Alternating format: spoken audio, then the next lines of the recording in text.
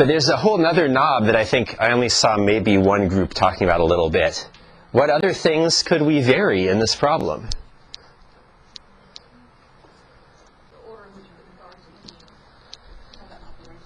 Right, I mean, that's sort of our choice is what order to feed the numbers in. But what about in the actual question? How can we make the question easier? I mean, yeah, we could put a knob here. And we could start saying, what if we had some easier operation? Instead of x times y plus x plus y, what would be a good example for an easier one there? How about just x plus y? So if we had the x plus y machine, we know a lot of things about this machine already, right? Maybe you know that it doesn't matter which cards I put in first and which ones I put in later. The final result is going to be the same total no matter what. There's only one possible final number I can get. Why is that anyway?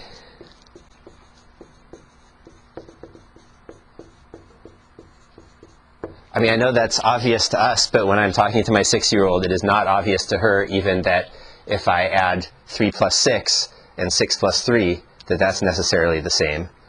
And certainly if I have a list of numbers and I add up them in some different order, it's not at all clear that that's the same until I go and I get out the pennies and I make the piles and then I shove them into one big stack and say, see, now you can't tell which one I added first. So it's got to be the same answer of how many pennies are in this final giant pile.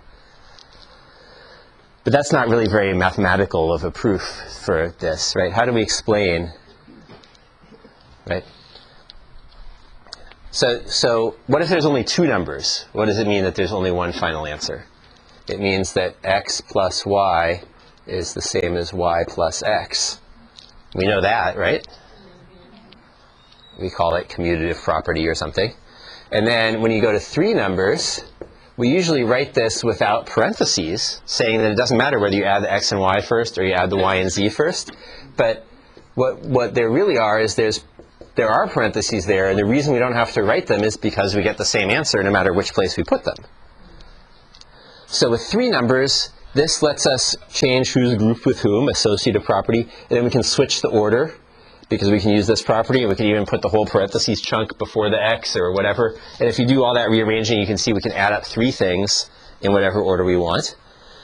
So we have a special property, commutativity, for 2 numbers, and we have associativity for 3 numbers.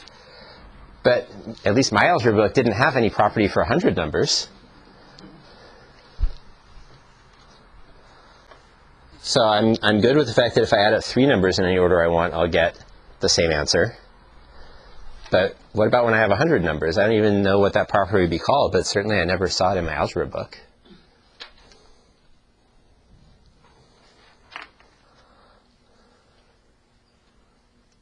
Should I really believe we always get the same final answer no matter what order? And why isn't that property in my algebra book anyway? Because you didn't learn proofs by induction yet. That's one possible answer, yeah.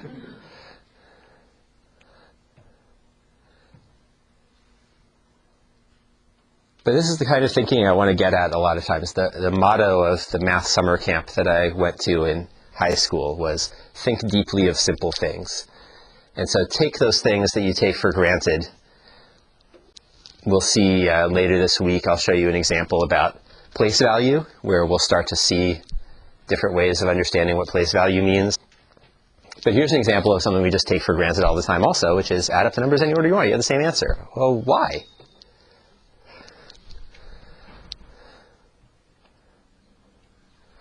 So I don't know, let's try it with 4.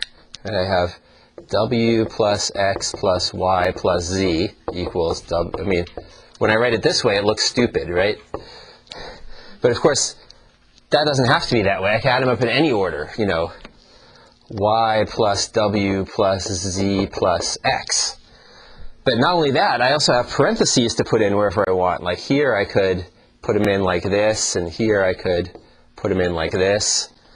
And then somehow these 2 ways are supposed to be the same. If I add up x and y first, and then I add z to that, and then I do w plus that total, or if I add them up in this crazily different order, I get the same thing.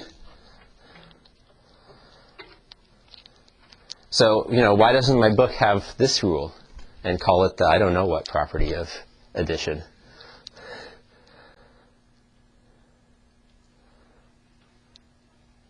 Do they just think nobody ever adds up more than 3 numbers at a time, so we don't need it?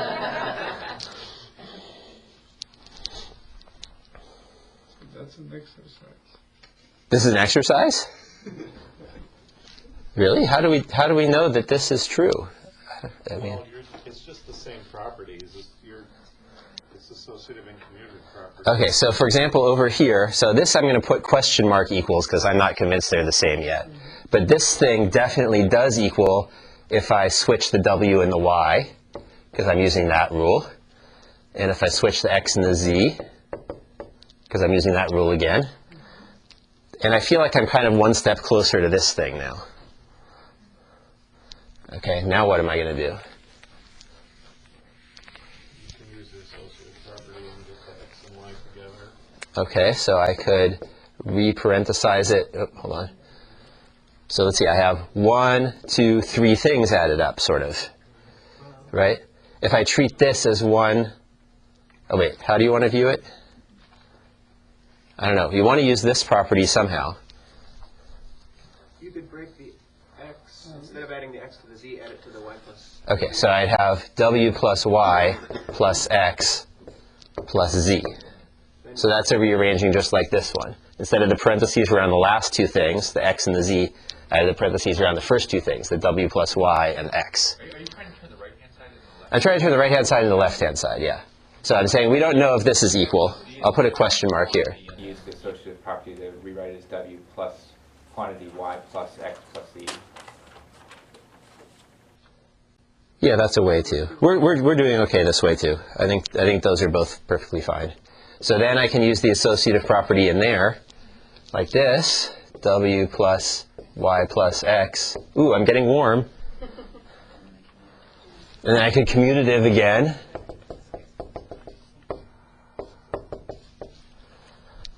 I'm really close.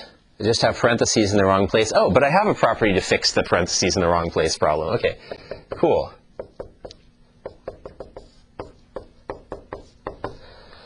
And so the reason the book doesn't have any more properties is because you don't need them.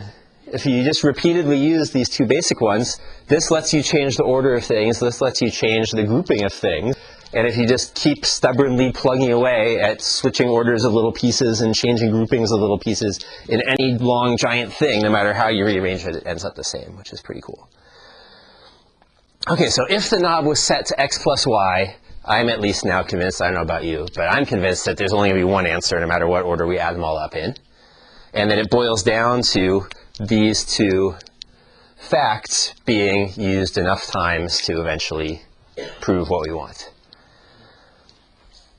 And we could find out what the final answer is, but I don't really care. The fact that there is only one is pretty exciting.